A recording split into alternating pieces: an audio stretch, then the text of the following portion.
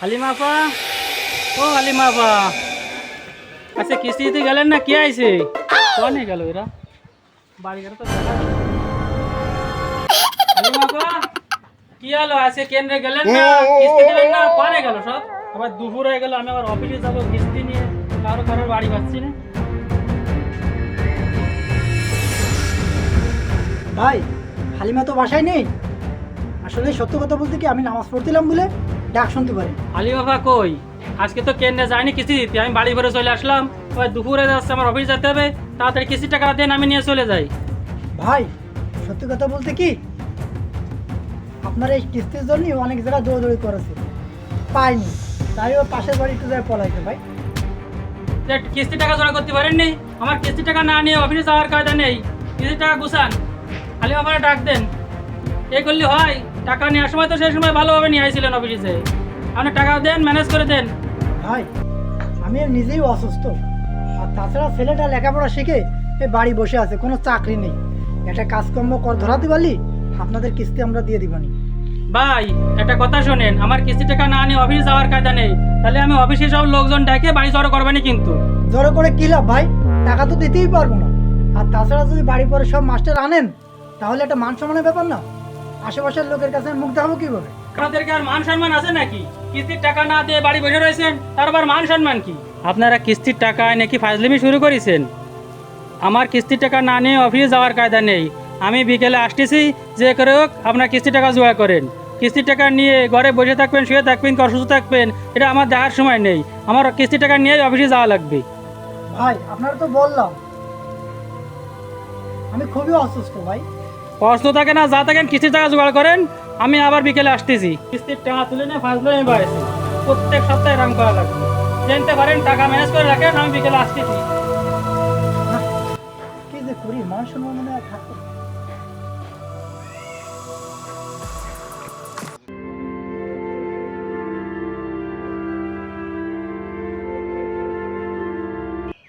আমি কি করব? আমার মতন এত বড় একটা সোয়াল বেঁচে থেকে কোনো লাভ নেই।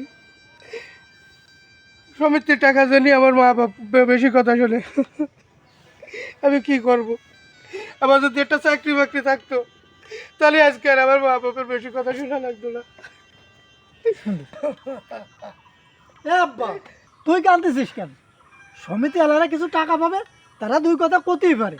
তার জন্য তুই কি জন্য কাঁদতেছিস? তুই তো কাজ করতে চাইলি, আর তুই বা কি কাজ করবি? আমি তোরা পড়াশোনা শিখে, আর আমার স্বপ্ন তুই বড় একটা চাকরি করবি। আব্বা, তুমি আমারে কি চাকরি করাবা? অনেক জায়গায় তো দৌড়াদৌড়ি করলাম, ইন্টারভিউ দিলাম, কোনো জায়গায় কোনো কাজ হয়নি। তুমি আমার কি চাকরি করাবো আব্বা? এক জায়গায় তো চাকরি হয়ে গেল, তারা তো এত এত টাকা চায়। আব্বা, তুমি এত টাকা কোথায় পাবা? এত টাকা কোয়ানে পাবা তুমি? আরে পাগল, তোর চাচারা ভালো ভালো জায়গায় চাকরি করে। আমি তোর চাচাকের সাথে আজকে কথা বলে তোর চাকরির জন্য একটা ব্যবস্থা করবেন। তুই কান্দিস না। আব্বা, তাহলে তুমি চাচাকে আজকেই ফোন দাও। সমিতির লোকজন, গ্রামের লোকজন তুমি আমার সামনে তোমাকে বেশি কথা কয়ে দেয়, আমার ভালো লাগে না শুনতে। তুমি আজকে চাচার কাছে ফোন দাও। আব্বা, তো পাড়ার লোকে কয় আমার মতন একটা দামড়া চল থাকতি আমার মা বাপরে, সমিতির লোকজন, এ লোকজন এসে, পাড়ার লোকজন এসে বেশি কথা কয়। আমার এ শুনতে আমার আর ভালো লাগে না আব্বা। আমার আর ভালো লাগে না আব্বা। আব্বা, আমার যদি একটা কাজ কাম থাকতো, তাহলে আজকে তোমার এই social লোক দলে বেশি কথা করতে পারতো না। আমাদের কাছে তো টাকা পয়সা নেই, এই মানুষেরা কি করে বুঝাবো? চাকরি করতে গেলে তো টাকা লাগে। হ্যাঁ আব্বা, তোর চাচাকে কলি একটাও লাগবে না, কোনো টাকা পয়সা লাগবে না। চল ওঠ, আমি আর তাহলে খাইনি। চল একসাথে খাইনি, ওঠ ওঠ। আমার ছেলে কোথায়?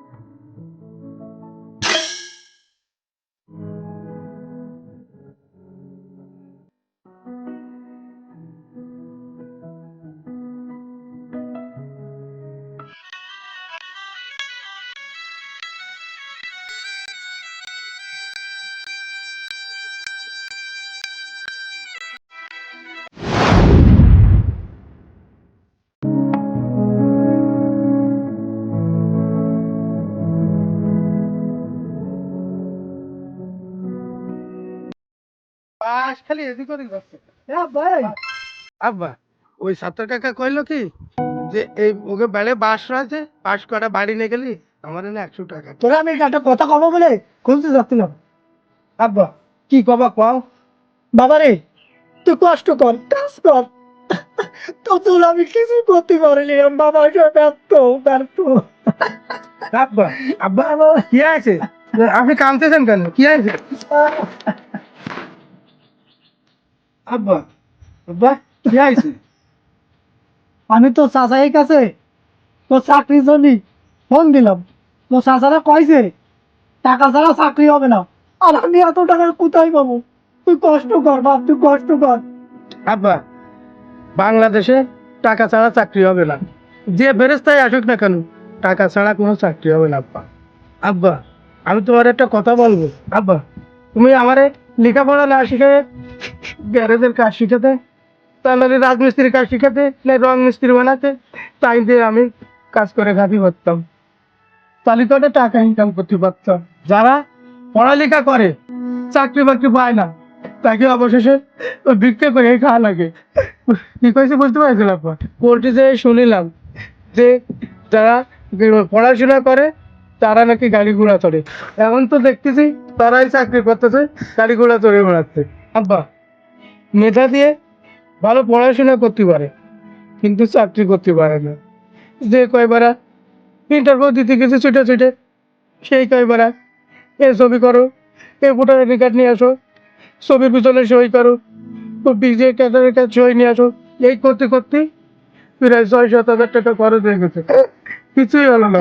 আর যদি দূরে হয় তাহলে তো গাড়ি ভাড়া আছে, এই করতে করতে 30-40 হাজার টাকা এমনি খরচ হয়ে গেছে। বিয়ে না করে তুমি যদি আমার কোনো গ্যারেজে কিংবা ইট ভাটায় কাজ শিখাতে, তাও কাজ কাম করে দিনে 100 দিতে পারতাম।